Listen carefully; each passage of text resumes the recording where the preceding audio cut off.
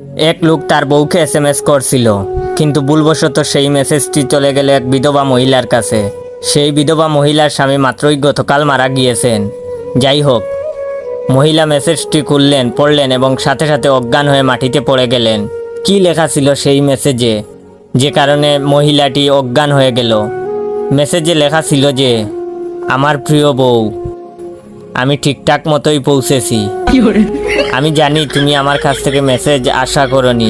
এখানেও আজকাল mobile phone এসে পড়েছে।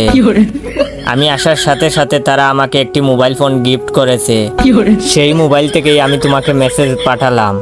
তুমি জেনে আরো খুশি হবে যে তারা সবাই এখন তোমার জন্য অপেক্ষা করছে। আশা করা যায় কাল পরশুর মধ্যেই তুমিও চলে আসবে। আশা করি তোমার যাত্রাও হবে আমার মতো সুখের।